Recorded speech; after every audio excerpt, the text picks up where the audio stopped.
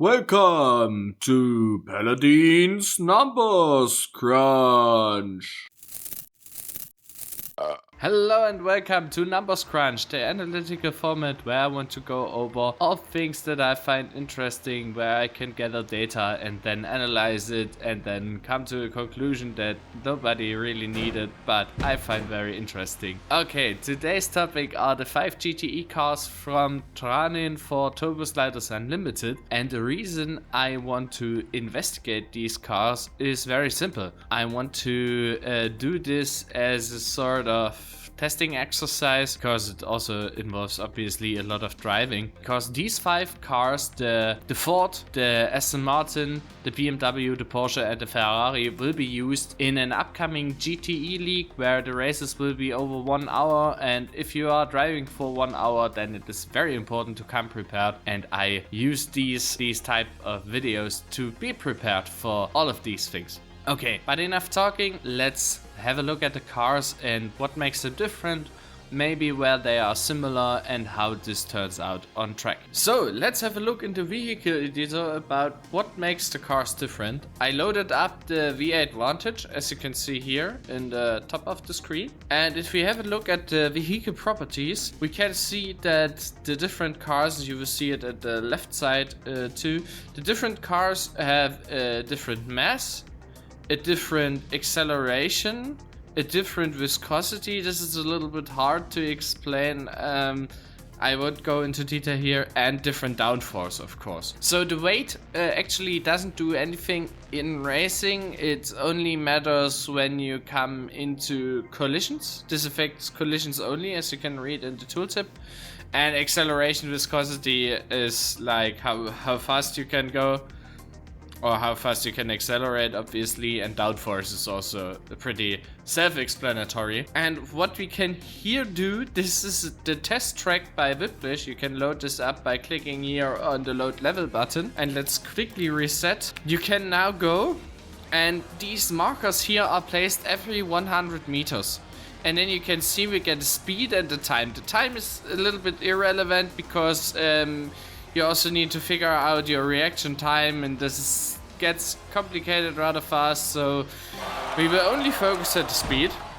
But as you can see here, we get total speed for the I think 800 or 900 meters that we just drove, and we get this lovely diagram from this. So what we can learn from this test is that on a straight line, the Ford is the slowest car and the Ferrari is the fastest car. Overall, if you see the first 100 meter, the Ford is approximately 2 kph slower, and same for the last 100 meters. This kind of checks out, so the relative speed difference between the cars always somewhat stays the same. Well, as a first conclusion, we know that now the Ferrari most likely is very fast on a straight line, or not very fast, but faster than the other cars. But the other cars, due to their maybe higher downforce amount, they will be faster around turn. But the question now is, how does this translate to the tracks and the track performance of the cars? And here it is important that we do the testing right. First of all, I selected the 6 tracks that are in planning for the league. So it's Spa, Kota, Monza, Fuji, Tsukuba and the Daytona road course. These 6 tracks. Then I set myself like, hey, let's do a 10 lap hot lap session per track and car, obviously, and then I randomize these. Why do I randomize these combinations? Well, you do this in process analysis to minimize bias, because as you can imagine, it is very easy that you drive like 6 combinations with the Porsche, and then you realize, oh yeah, the Porsche suits me very well, and then you step into the Ford and you say, oh no, this is not at all like the Porsche, I don't like this, get me out of here. And then you might do a worse job than in the Porsche, because you say, oh no, I don't like this, I don't want this anyway, I don't like the sound. And yeah, to reduce bias, you usually randomize your experiments, or the order of your experiments. And yeah, I did this, and now let's see what we found out. So while testing the cars on the different tracks, I found out that, well, as you can see here on screen, the Ferrari overall was the slowest car on all tracks. And as you can see from these numbers, the Porsche has a lot of green. That means the Porsche looks very strong on all tracks besides Kota, where the BMW was fastest. The Ford shines in Monza and Fuji, and the BMW is also very good around Daytona for me. The question now that arises for me is, why is the Ferrari so bad? Okay, yeah, checking. If we take a look at the optimal lap times, I calculated them by using my best overall sectors over the 10 laps I did. And if you take these best sectors and add them up, then you get optimal lap times. We see that, well, the Ferrari is still very, very bad. And so bad that, for example, around Spa, the Ferrari is like 2.6 seconds slower than the Porsche, which is a massive loss. The Porsche lost a bit in Fuji and Monza, where now the Ford overall seems strongest. But the Porsche overall gained in around Daytona. The BMW is still the fastest around Kota, and Aston Martin is somewhere in between.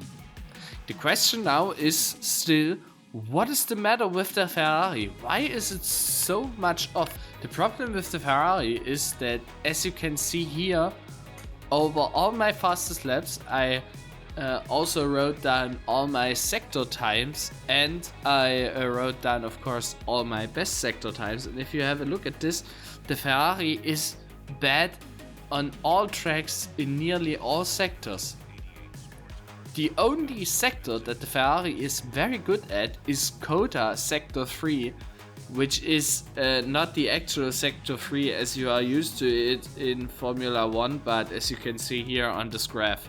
I don't know why it is this way in Turbo Sliders Unlimited, but I honestly don't care. I don't map, I look at numbers. So the average gap, which I calculated from my lap times here and from the best sectors, is around 1.1 seconds, which is just massive. It's crazy how slow the Ferrari was for me in these tests. And if we want to analyze this here further now, this would take a lot more time, because to understand what is really going on here with these different track characteristic for these different cars, you need to categorize the sectors first. For example, Spa Sector 1 would be one slow corner, the source hairpin, then through Radion et Eau Rouge, you have two very fast corners, and then it's flat out all the way. So this would be a very fast sector. Same with Monza Sector 1, for example. You would also need to investigate which car is good on which type of sector, because if you categorize these sectors, then you can say overall, okay, for example, the Ford is not so good in Monza Sector 1 because it has a lot of downforce, but it's better in Sector 2 and 3, where you actually need downforce to make these turns. And as you can also see from these sector times here, is that the Aston Martin has potential on some tracks. For example, on Monza, the Aston Martin is not bad at all. Also on a track like Spa, especially in the last sector, the Aston Martin was very fast for me. But we can't generalize too much from this information. If you want to have a look yourself at my sector and lap times, you can find these sheets in a link in the video description for a Google Sheet. I hope I said it right, so that you can get access just by clicking on the link, but yeah, if not, then just DM me on Discord. Okay, where does this leave us now with the Ferrari? Well, I had some thoughts about the car and its setup. Because the higher top speed, as we found out in the test over the straight line, this doesn't have to mean that you have better lap times with the car. Because a higher speed means also that you have to brake earlier and harder for corners, and this means you risk potential lockups, making your lap times slower.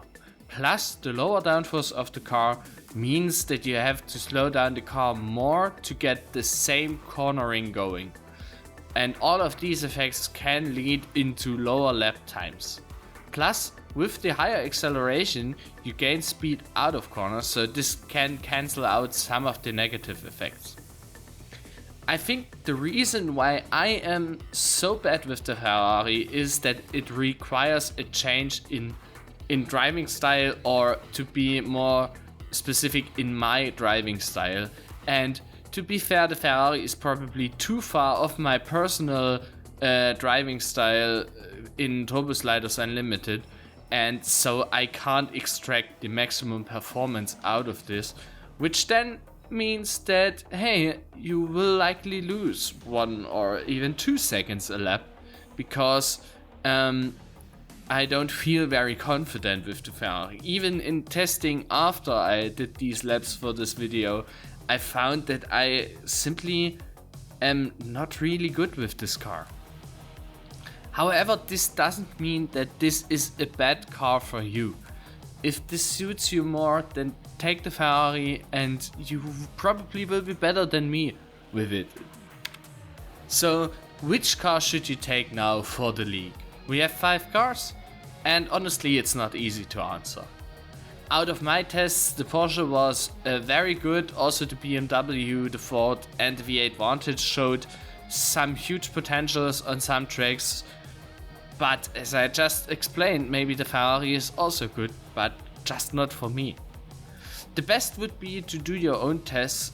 We have to think that the sample size here is only one driver. This was the whole thing that I couldn't very throughout my tests. I couldn't change myself, you know. I would need like 2 or 3 more people that are dedicated, and then we could go on and have a nice even driving experience over all cars. But you have to take what you get, you know.